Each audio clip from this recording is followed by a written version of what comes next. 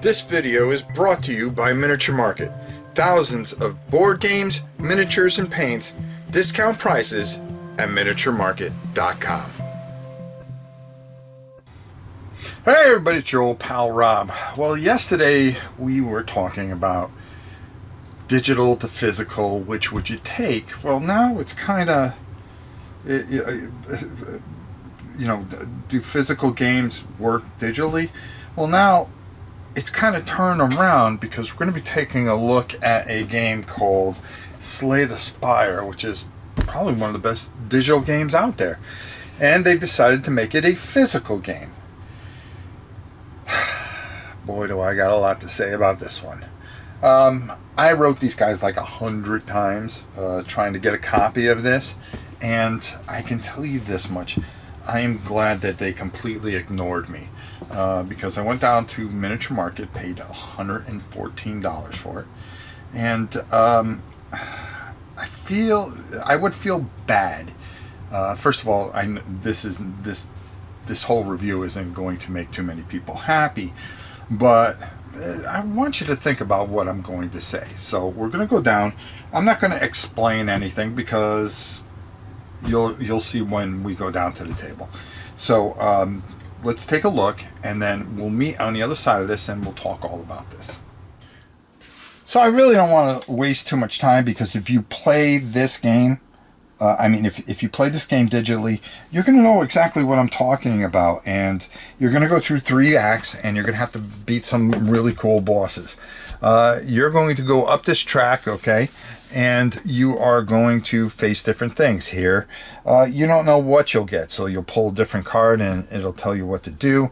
You'll fight normal monsters here, and then we have some tokens that will represent like this bad boy there, a boss. Okay, you have your major boss and then your mini bosses. Okay, these here is so if you want to play with more than one person, you can face different monsters. The cards are fantastic, and especially if you played this game before, you'll notice that everything's very, very familiar. This is going to give you 1 defense.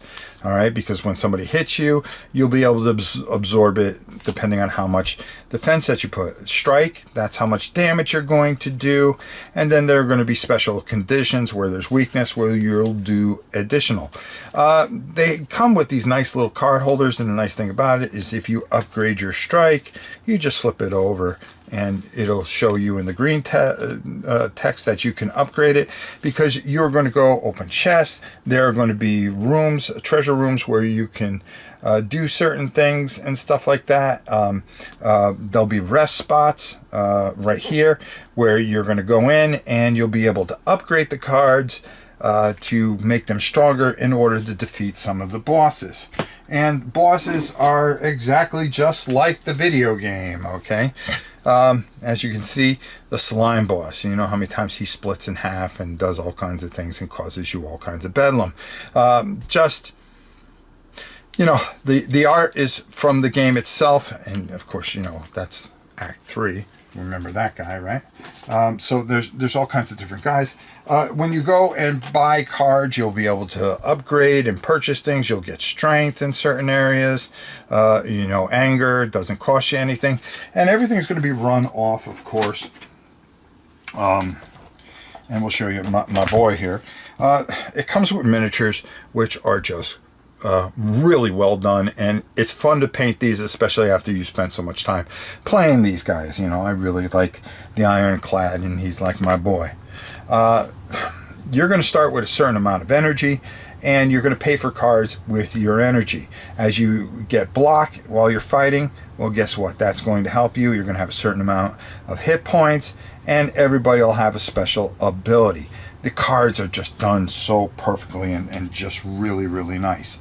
It comes with a ton, and I do mean a ton of sleeves, which is really nice, except that you don't get sleeves for the smaller things like the relics and stuff like that, which is kind of confusing, but that's okay. You're going to go through 3 different acts, and you're going to fight your way through these different acts. and of course, you know, beat each boss. If you beat all 3 bosses, then you're going to move on. You also have this where you're going to be able to buy, when you go into the treasure area, that you're going to lay out a bunch of different cards, and you are going to buy them and take them and add them to your deck. So it's a deck building game, essentially. It's going to be they have a nice little reference here that shows you all the cards that you can upgrade. This is for the silent. All the cards that you can upgrade, and these are all the cards that you're going to find in the game. It's just things are going to be a little bit different than in the game. There is, of course, here's some of the boss relics that you'll run into, and potions, and it's going to show you that once you get to Act 4, how you're going to do that, some quick start rules. There are also some optional rules that you can play. And then what's kind of neat is that they had this thing where you can unlock certain achievements, which is kind of cool. Kind of gives you a little variance, but not much. All right. This plays exactly like the video game. And if you are familiar with the video game, you're going to pick this up very, very quickly, because it's pretty much just a copy of it, which makes you think, well, why would I play this instead of the video game? Well, we'll talk more about that up top. So let's head up top and get my final thoughts. So, I mean, there you have it. I mean, like I said down there, I really like the figures and the quality of stuff. You know, all they did was copy and paste the art. There's no imagination to this whatsoever. It is basically Slay the Spire in a physical component. Here's the thing where I have a problem with this, okay? Is it a good game if you've never played Slay the Spire? Yes. Because fundamentally, Mega Crit made a great game. It is a great game. And it plays exactly like the other game, only a lot slower, number one. Number two, you have setup time. 3, you know, it can really drag a bit, because you've constantly got to work your cards and stuff like that a certain way. And then price point. Let's talk about price point, okay?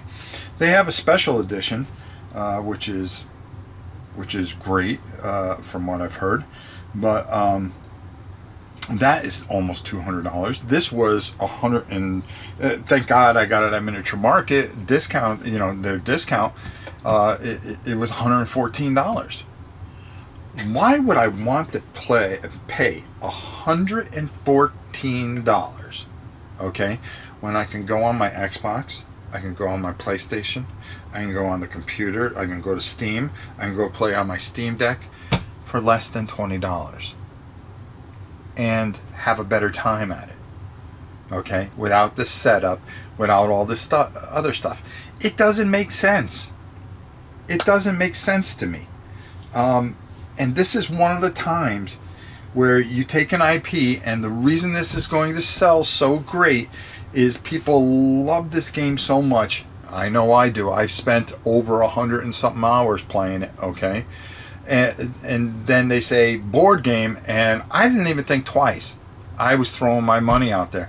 And then when I get it, I'm going, this is really good, but it makes me want to go play the computer game even more. Was that what they were trying to do? Contention games did nothing to change anything, which is good and bad, okay? Does it feel like Slay the Spire? If you never played Slay the Spire, this is a great game for people that just refuse to play digital games. But if you are someone that has played Slay the Spire as much as I have, you play for a little bit and then you go, all right, I think I'll go back and I'll try to beat it. I've yet to beat it. I've beaten it. I've got all the keys. I just can't get past that stupid brain half the time. That heart. I can't. When I get to the heart, I just get slaughtered. And I'm just not good at it, but keeps me coming back. This, it feels like it. The The art's great because it's the art from the game. The figures that they did are great.